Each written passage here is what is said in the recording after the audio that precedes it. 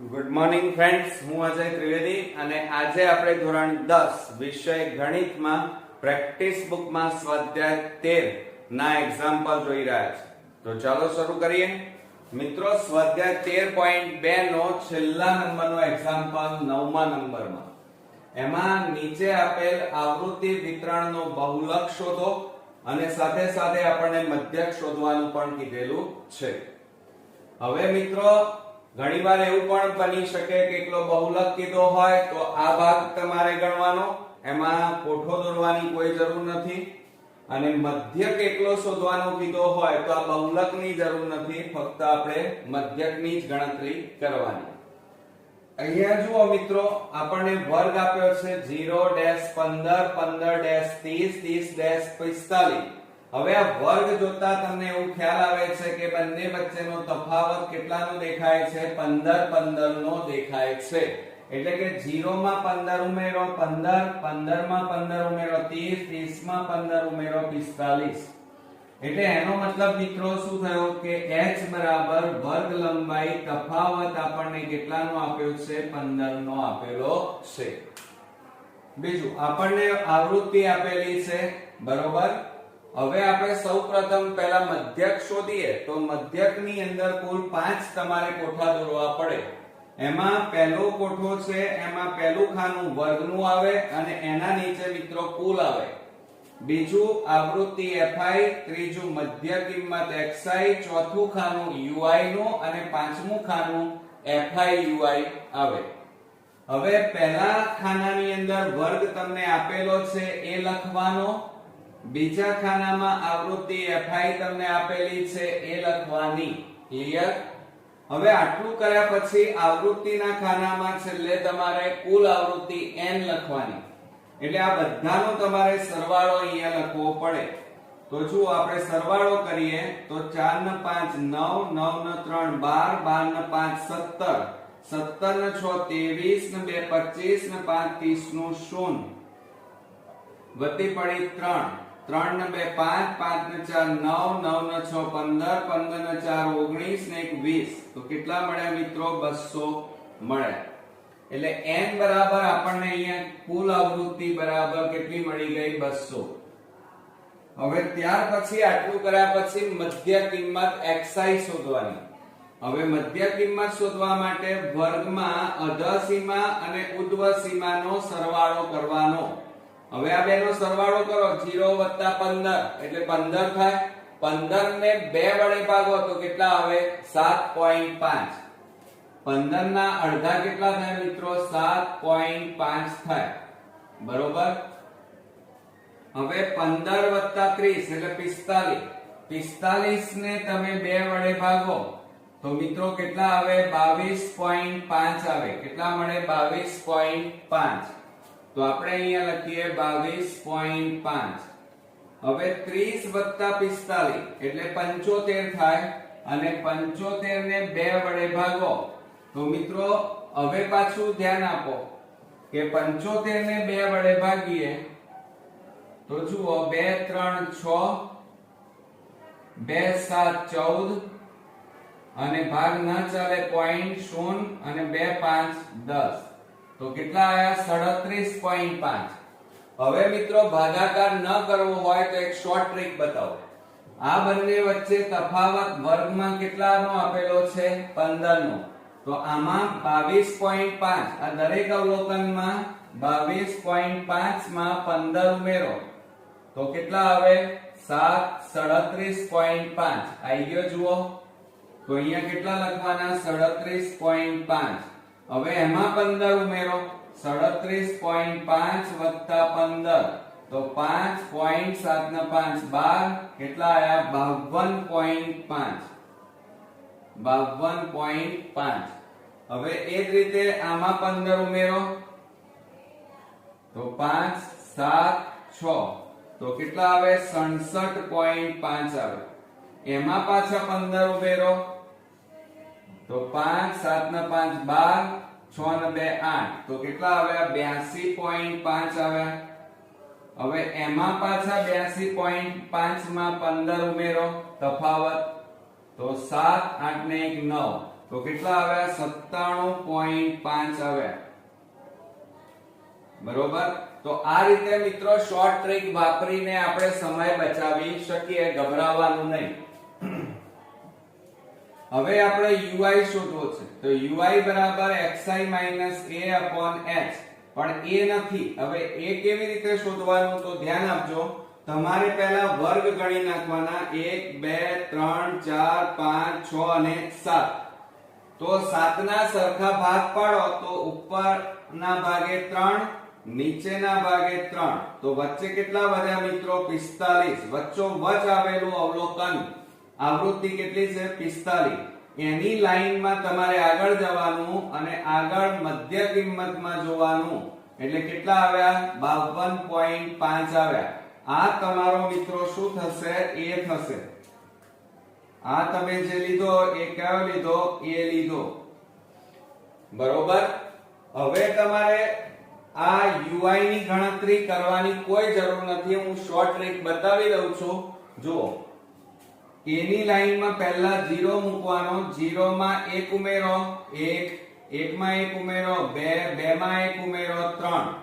એ જ રીતે 0 માં 1 ઉમેરો, 1 1 માં 1 ઉમેરો, 2 2 માં 1 ઉમેરો, 3. ઉપર 0 થી ઉપર છે ને એ બધી સંખ્યા કઈ આવે? માઈનસ. અને 0 થી નીચે છે ને બધી સંખ્યા પ્લસ આવે. ક્લિયર? હવે તેમ છતાં હું તમને એક ગણતરી કરીને બતાવું એટલે તમને થોડો વધારે ખ્યાલ આવી જાય. બરોબર મિત્રો? કારણ કે બોર્ડની અંદર જો શોર્ટ ટ્રીક નો ઉપયોગ નહીં કરો તો પેપર મિત્રો પૂરું નહીં થાય, કારણ કે ઘણો સમય આમાં લાગી શકે. હવે જુઓ, આપણી પાસે ui છે. ui બરાબર xi - a upon h. હવે xi કેટલા છે? 7.5 ઓછા. હવે a બરાબર કેટલા લીધા? 52.5 અને ભાગ્યા h એટલે 15. હવે જુઓ, આપણે અહીંયા a બરાબર લખી કાઢીએ 52.5. હવે આ બેની બાદબાકી કરો. 52.5 ઓછા 7.5. શૂન્ય 12 માંથી 7 જાય તો 5. કેટલા આયા? 45. અને 45 માઈનસ આયા ભાગ્યા 15. બરોબર. 15 તારી 45. તો વધ્યા કેટલા? -3. આવી ગયા મિત્રો? તો આ રીતે આપણે શોર્ટ ટ્રીક નો ઉપયોગ કરીએ તો આ ગણતરી આપણે કરવી પડે નહીં, અને મિત્રો સમય પણ તમારો ઘણો જ બચી જાય. હવે આટલું કર્યા પછી તમારે fi ui ની ગુણાકાર કરવાનો. fi એટલે 4, ui એટલે -3. એ બેનો ગુણાકાર કરો તો 4 તરી કેટલા થાય? 12. એટલે -12. 5 દુ 10 -10. 23 એકા 23 -23. 45 ગુણ્યા 0 એટલે 0 થાય. 66 એકા 66. 42 દુ કેટલા થાય? 84. 15 તારી 45. થઈ ગયું? આ fi ui લીધું. હવે મિત્રો આની બાદબાકી સરવાળા કેવી રીતે કરવાના? તો તમારે આ માઈનસ નો સરવાળો કરવાનો અને આ પ્લસ વાળા પદોનો સરવાળો કરવાનો. ચલો, 2 ને 1 3 એટલે 2 ને 3 કેટલા થાય? 5. બરોબર. અને સાથે સાથે 2 ને 1 3, 3 ને 1 4, 45 આવ્યા મિત્રો. પણ કેવા? માઈનસ. 6 ને 4 10, 10 ને 5 15 નો પાંચડો વધી પડી 1. 6 ને 1 7, 7 ને 8 15, 15 ને 4 19. હવે બાદબાકી કરો. 5 માંથી 5 જાય તો 0, 9 માંથી 4 જાય તો 5, 1 ના 1. તો કેટલા આવ્યા મિત્રો? 150 મળ્યા. આ તમારો મોટી સંખ્યા આગળ પ્લસ છે એટલે અહીંયા શું આવે? પ્લસ. ક્લિયર? તો આ રીતે આપણો કોઠો અહીંયા મિત્રો પૂરો થયો. હવે આ જે કોઠો દોર્યો છે એ પદ વિચલનની રીત માટેનો છે. બરોબર. તો આપણે પદ વિચલનની રીતનો ઉપયોગ કરીશું. પદ વિચલનની રીત.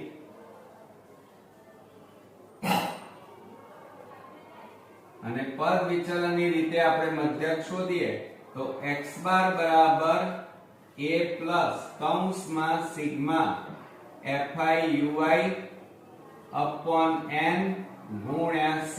અરે સોરી, c નહીં, h. બરોબર. ચાલો હવે એમાં કિંમતો મૂકો. x બાર બરાબર a બરાબર કેટલા છે 52.5 વત્તા કૌંસમાં સિગ્મા fi 150 અને n બરાબર કેટલા છે 200 ગુણ્યા h બરાબર કેટલા છે 15 છેદમાં 1 બરોબર. હવે છેદ ઉડાડી દઈએ તો બિંદે બિંદે ઉડી ગયા. 5 3 15 અને 5 4 20. હવે છેદ ઉડે નહીં તો x બાર બરાબર 52.5 વત્તા આ 15 ગુણ્યા 3 15 તારી 45 છેદમાં કેટલા આયા 4. હવે 45 ને 4 વડે ભાગી દો મિત્રો. 4 એકા 4 4 એકા 4 ભાગ ન ચાલે. પોઈન્ટ 0 0 નીચે ઉતાર્યો. 4 દુ 8 2 વધ્યા 0 0 નીચે ઉતાર્યો. 4 પંચા 20.